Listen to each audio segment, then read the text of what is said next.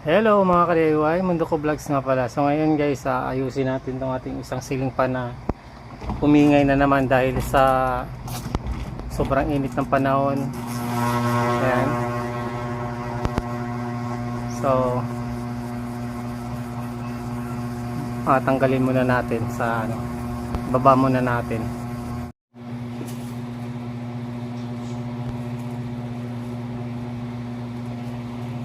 So baklasin muna natin yung LC guys. So pero i-share ko sa inyo isang dahilan kaya magalaw yung ating ceiling fan dahil dito sa LC natin sa pagkabit natin.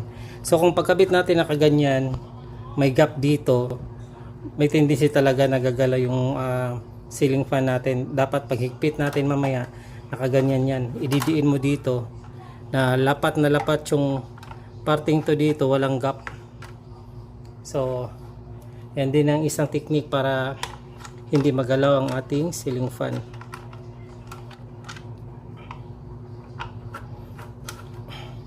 Tanggal natin, ibabalik natin itong mga nuts kasi yung bolt kasi may nuts dyan sa loob. Pag baklas natin mamaya natatanggal, maglaglagan, mahihirapan tayo. So ikabit natin lahat ng screw. Tapos tanggalin na natin itong mga screw 1, 2, 3, 4, 5. So tanggalin natin. Ito yung para magkalas tong dalawang parte, ito maghiwalay.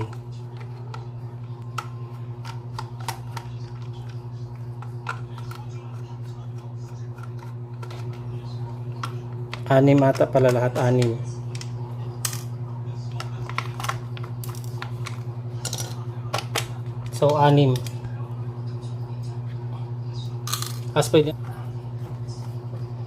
As itong dalawa tatanggalin natin. May screw to. Iangat lang natin. Hilain natin paangat para lalabas yung screw. So dalawa yan.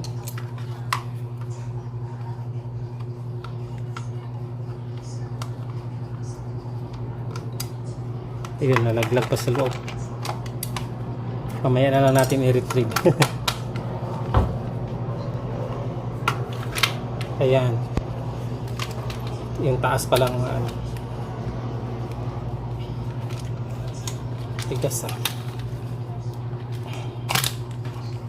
Ayan. Dito yung screw.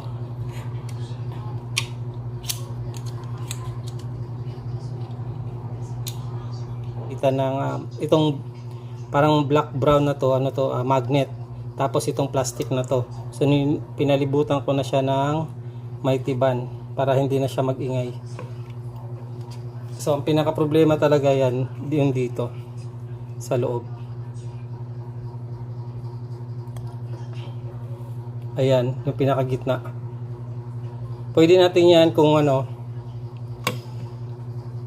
kung wala kayong long nose at nahirapan kayo magbukas nitong C-clip dito sa loob guys, pwede nyo patakan ng ng langis dito sa loob. Yung pinaka gitna, makikita mo yung pinaka lock pin niya yan, babasain nyo lang kung wala kayong pambukas. Pero mas maganda talaga buksan tapos alug-alugin nyo lang ganyan para bumaba yung langis.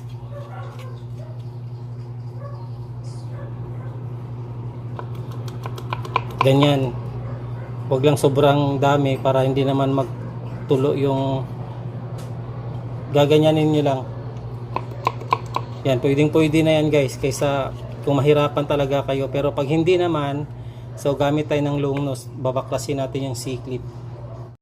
So ito naman ang pinaka-proper o pinaka-mas magandang gawin talaga, grasahan talaga natin. At luwagan lang natin tong cable para mas yung space natin.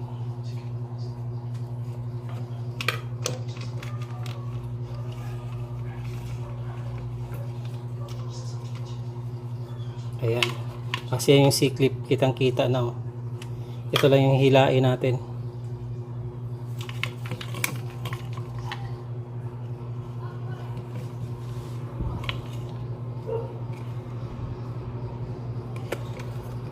Ayan, tanggal na. Dahil lang yung pinaka-lock niya guys, yung C-clip na tinatawag. So ito yung pinakamagandang gawin talaga. Kailangan baklasin to. Tapos silain. Yan, libre na. So ito yung natutuyo guys. Ngayon, hindi na siya ganun tuyo kasi inano natin, tawag dito. Nilagyan natin ng langis kanina. Tapos isa pa na magiging magalaw yung or maingay yung ano natin, yung ceiling fan natin. Pag itong pinaka base nitong pin na to guys maluluwag, isa yun sa mag-iingay at saka magalaw. So pag ganon may tiban lang konti, tapos gagrasahan natin. So dito napapansin nyo may ano na siya, may guhit-guhit na. Saan ba yan? Ayan, yan yung mga nagkakaskasan. Tapos ngayon medyo basa siya kasi pinatakan natin dito sa ibabaw ng ano, ng ganito nung hindi pa natin nakutanggal yung C-clip. Pero yan, tuyong-tuyo na rin talaga kung mapapansin nyo. So anuhin lang natin, linisan lang natin. Lagyan natin ulit ng panibagong grasa. Ito yung pinaka-proper talaga. Yung patak kanina ng ganito, kung mahihirapan kayo magbukas ng C-clip lalo. So pwede na yun guys, kaysa pipilitin nilang buksan yan. Tapos lagyan lang natin ng grasa.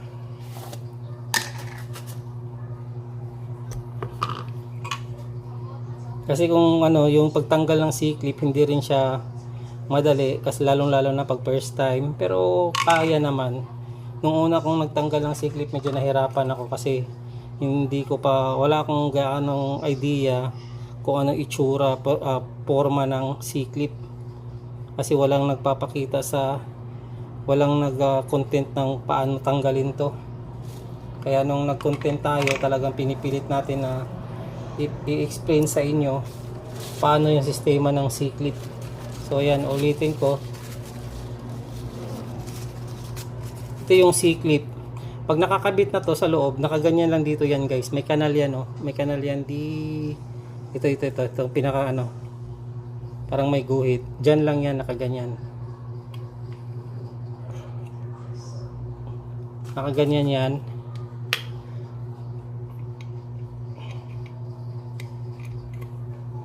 So nakaganyan.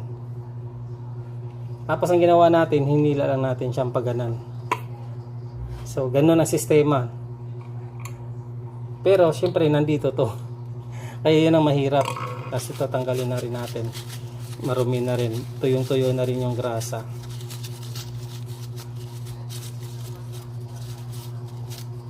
So lagyan din natin to ng grasa guys. Itong loob na to. Yan. Para pagtusok natin dito sa pin mamaya, aangat yung grasa, mayroon na tayong grasa sa ibabaw. So kakabit na natin guys. Pasok lang natin to dito.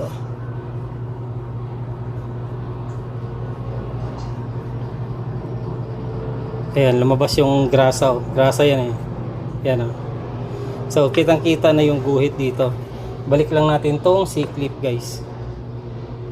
Balik ng C-clip, maririnig nyo naman yan na parang magkiklik or tutunog pagdiin. Yan. Tapos yung minsan yung C-clip na yan guys matigas, lalo na pagbago.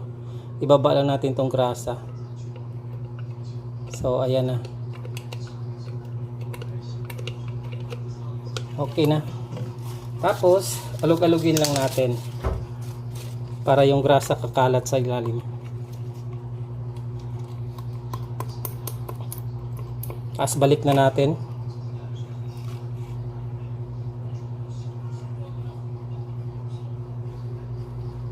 Yung cable. Hila.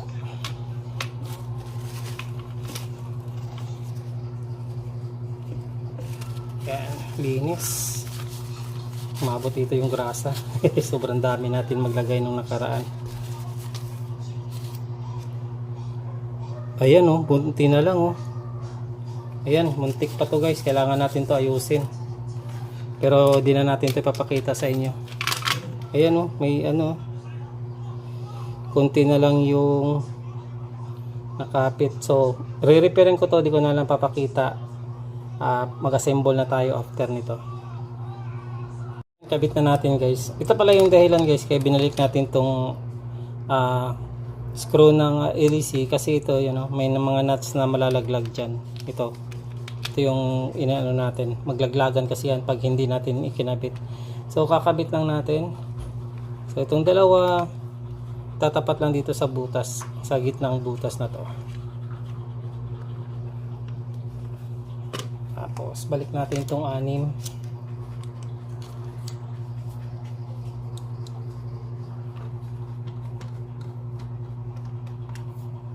Pitan lang natin.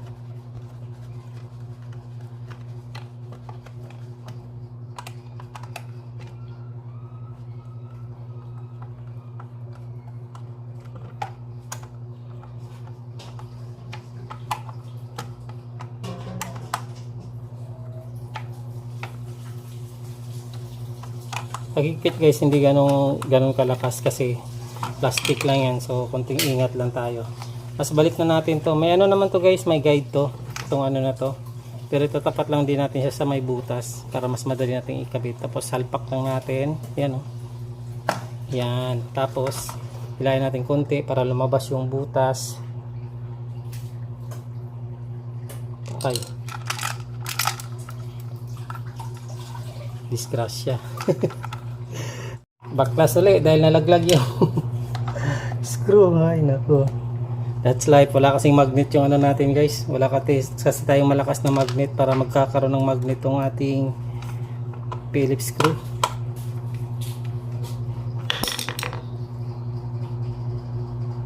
Ayan, baklas ulit.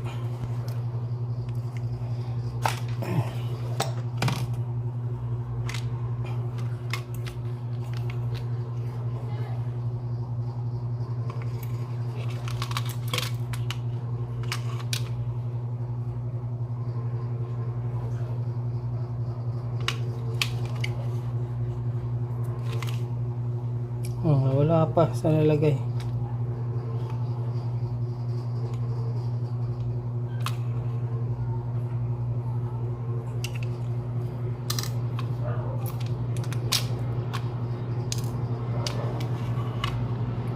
Nalaglag lang pala sa ilalim guys, kaya pala nawala. Dumiretso din pala dito sa ano. Binaklas pa natin, so balik ulit tayo. Ay nako, tuloy, sana hindi na malaglag. Ayan butas, tsaka butas, itatapat mo lang, pero may guide naman yan. Yan, tapos ganyan lang, higa na natin para pag lumaglag man hindi papasok sa loob. Ayan, di na yan malalag. Katatawa na yung kanina guys. Ganyan na lang pala dapat.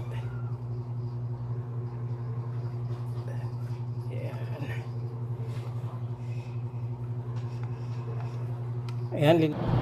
So ayan guys, demo ko lang sa inyo kung paano ang ginagawa ko para yung LEC natin hindi masyadong hindi magalaw. So kabit muna natin tong dalawang screw na to.